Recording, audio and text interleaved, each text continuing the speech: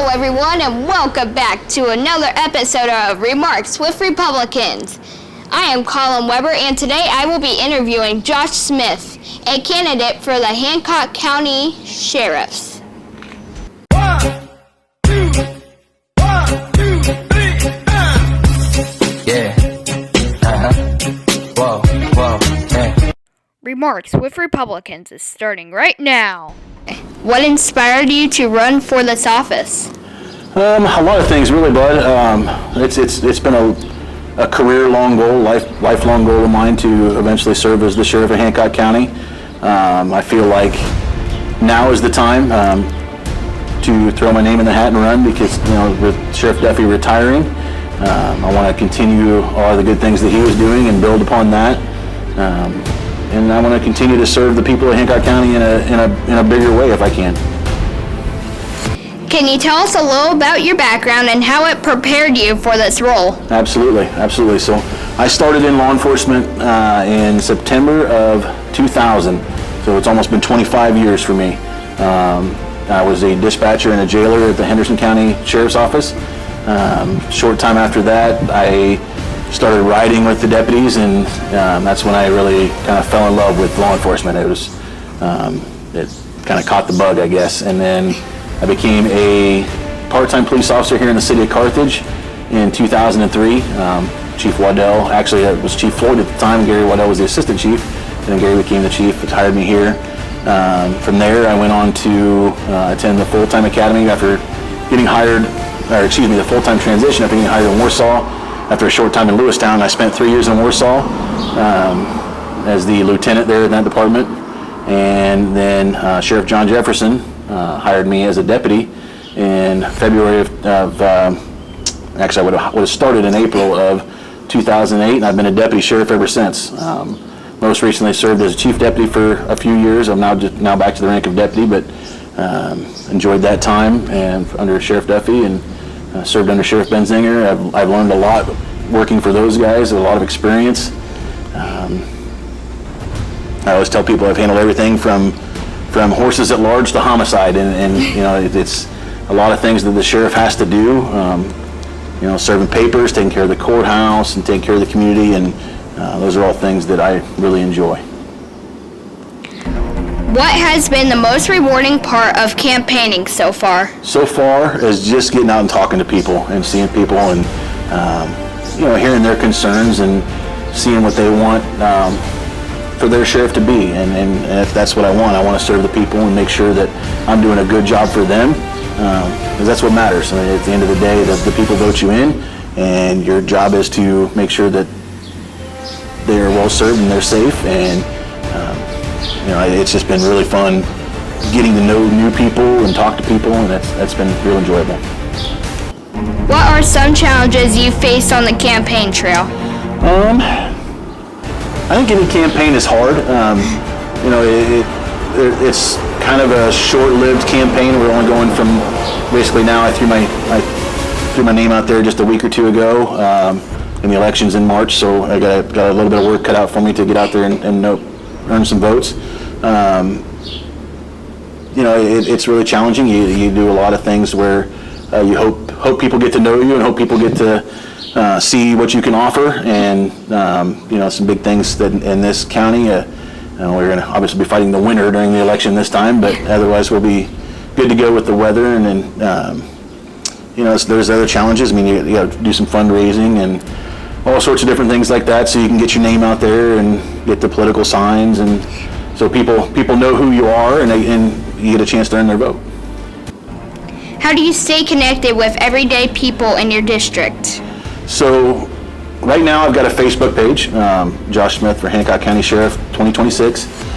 People can obviously join and follow that page, or like and follow, and they can communicate on there. I've got the comments open. They can send me messages on there. And really, I'm out and about quite a bit. Hopefully people, obviously I work as a deputy sheriff Monday through Friday, and I tell people if they ask me about the sheriff's race then, I'll get with them later, but in the evenings and things like that, that's when I'll be out talking to folks about my campaign and what I can offer them if they're elected as their sheriff. What are your top 3 priorities if elected? That's a very good question, dude. You've got really good questions. Yeah. So, top 3 priorities right now. Number 1, I would say, is making sure that our staff is filled with highly qualified and trained professionals.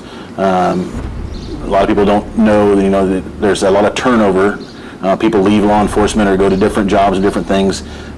We experience that quite a bit at this level, and we are going to be experiencing that. So one of the main goals would be making sure that I have a fully qualified staff that can serve the people to the utmost of our abilities.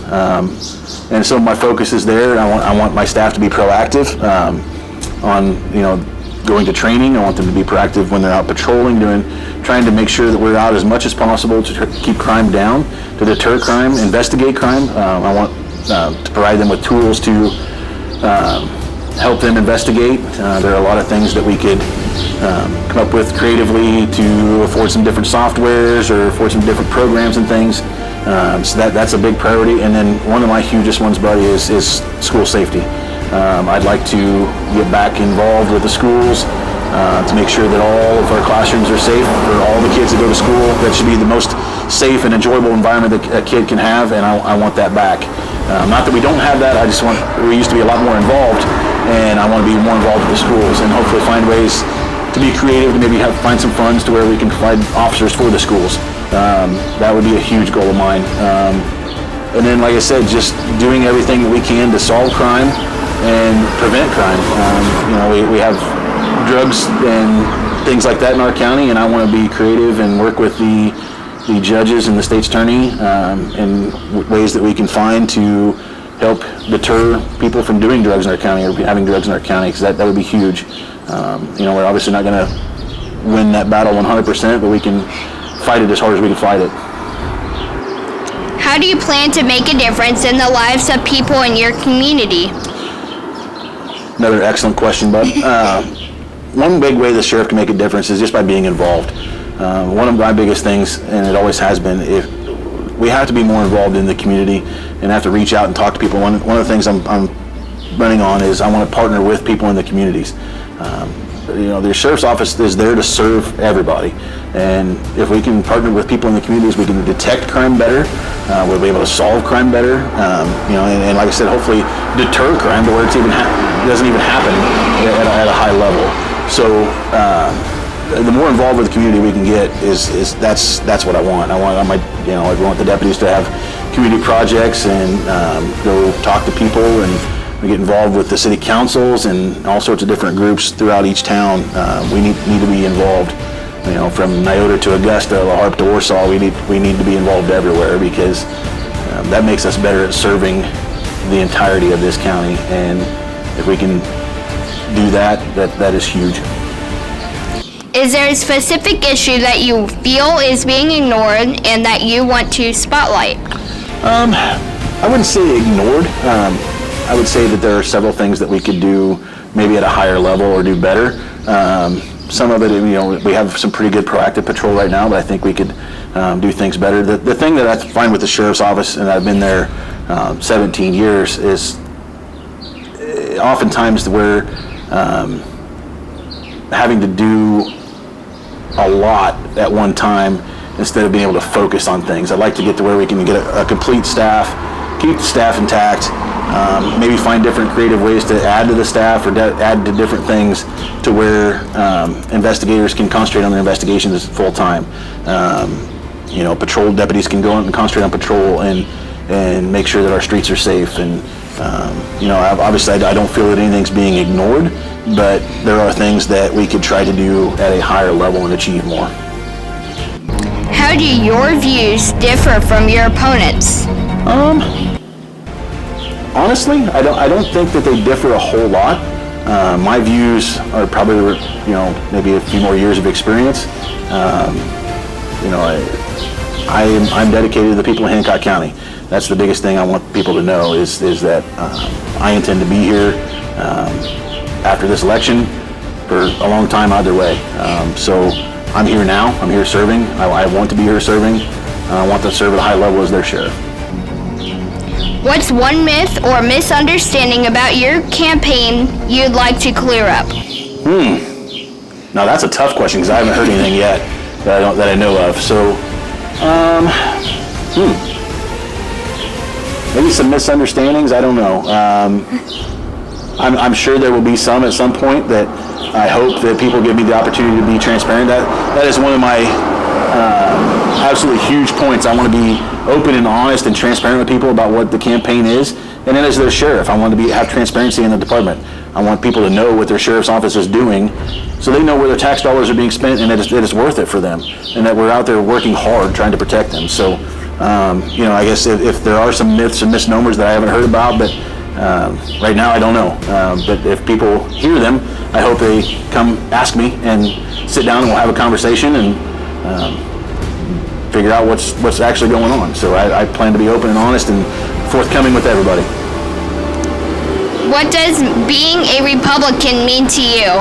Being a Republican means to me, it lines up with my core values of being conservative in several different areas.